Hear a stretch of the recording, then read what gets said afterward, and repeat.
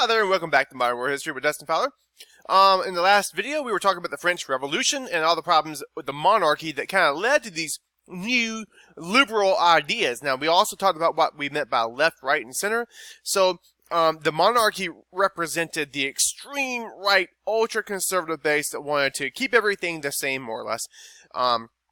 His supporters wanted to keep everything the same. The left represents the radical thinkers that wanted to change literally everything, and we discovered that during the revolution, the king and queen, the royal family, were captured. They were held in Paris, and the neighboring countries, Austria, Prussia, Great Britain, so on and so forth, many of these guys declared war against France because they were like, oh my goodness, if this is happening there, then we don't want this to happen in our kingdoms, and we want to make sure that France stays a monarchy just like everyone else. And so they ended up waging war against the French, and the French were having a hard time fighting this off. We last left off with a lot of troops leaving Paris, a lot of nobility being caught and killed as a result of this, and also the imprisonment of Marie Antoinette and the royal family. Okay, so the last thing we mentioned was its legislative assembly created the National Convention, and the reason why I really want to make sure I highlight this is because this right here is the new government. All right, new government. So there is no more monarchy. No monarchy. At this point, Louis was made to be the same rank as any ordinary common citizen. And so they ended up holding trial and found Louis the 16th, the king, guilty of treason and executed him. Now, I wrote this already. We talked about this in the last video, but I also wanted to mention this little contraption in here. It's known as the guillotine. I'm sure I'm going to misspell that. Sorry if I did. So the guillotine is, this right here is a blade, and it's used as a form of decapitating or killing someone instantly. Now, when you use a sword, sometimes the executioner might miss, or it might not kill him just right. It might cause all kinds of blood and guts and just mayhem, and it's really not fun to watch. But the guillotine kind of humanizes and also equalizes, if that's really a word, I guess the art of execution. Doesn't matter if you're king or queen, whoever you are, you're going to be equal in your execution using the guillotine. Now, the Jacobins were a group of radicals, right? A group of radicals supporting revolutionary ideas and complete reform. And one of the more influential of the Jacobins was this guy, Jean-Paul Marat, who ran a radical left newspaper. He was really kind of a schlub, kind of a loser that rose his way up through promoting these revolutionary ideas. And he called for the death of many of the king's supporters, which kind of justified much of what you're seeing here with the death of the king and in a few minutes the Great Terror or the Great Fear. Or the Reign of Terror, rather. Other impassionate speakers, such as Georges Danton,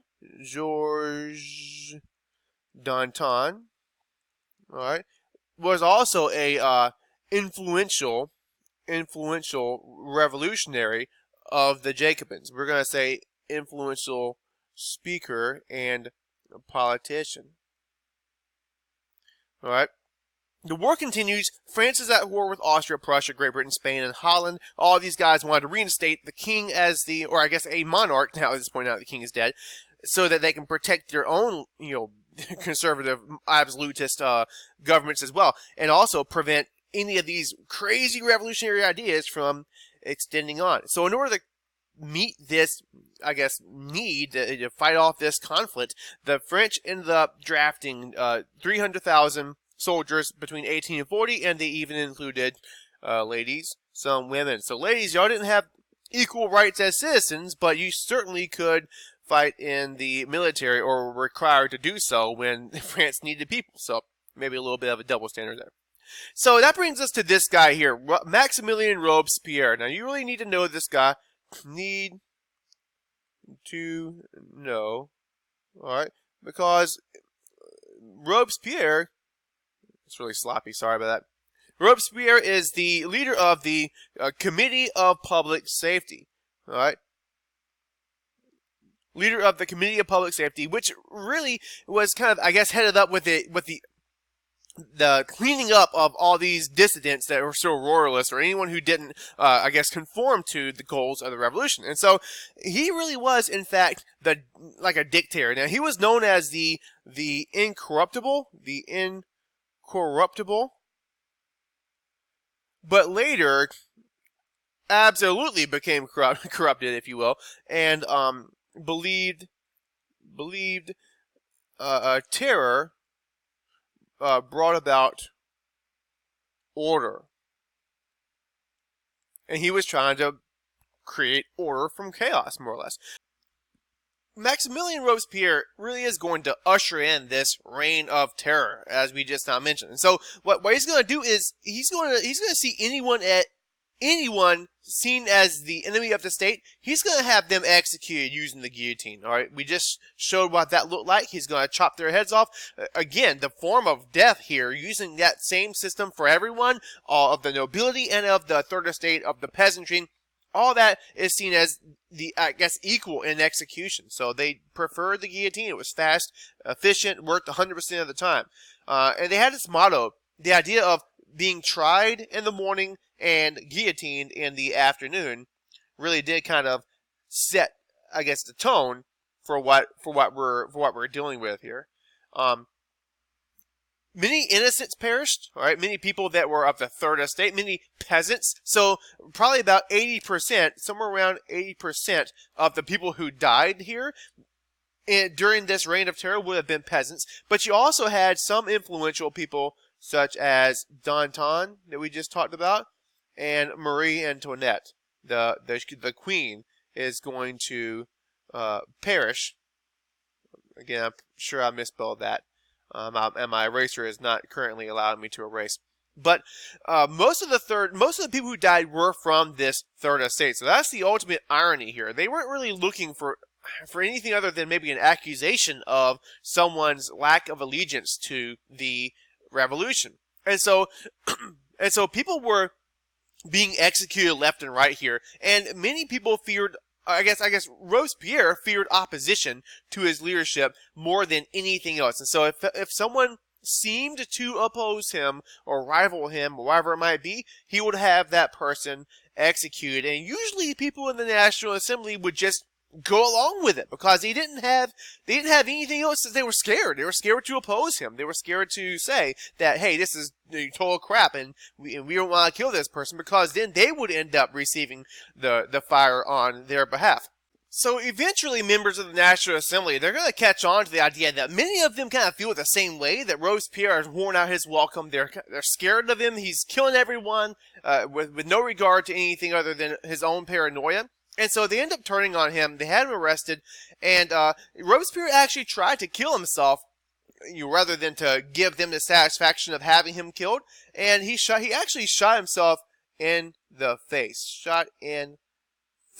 But he apparently did it wrong, and he survived. And so he still was able to be tried, and he got the chop and was guillotined, which ended the Reign of Terror. Now, the Reign of Terror is over, and the people of France of all estates were tired of all of this. And, the conservatives were too far right, the liberals were too radical left, and wanted to change everything. And so what they end up doing is they put into power a group of really 5, almost like consuls or 5 rulers that kind of held all the collective power in France. And these guys were known as the Directory. Okay, and some of them were corrupt, but regardless, they brought much needed order to society. So under the National Assembly, the cost of bread and food and survival and all that had kind of shot up again, just like it did during the time of the monarchs. I mean, everything was in chaos, so the Directory kind of in effect brought order to this. And they also are going to bring out Napoleon, who is going to be the next big chapter of what we're looking at with the French. So we're not going to be looking at the French Revolution anymore, but the aftermath of this is Napoleon is going to really bring out France's best and use nationalism as a avenue for getting that accomplished. I'll see you guys in the next video.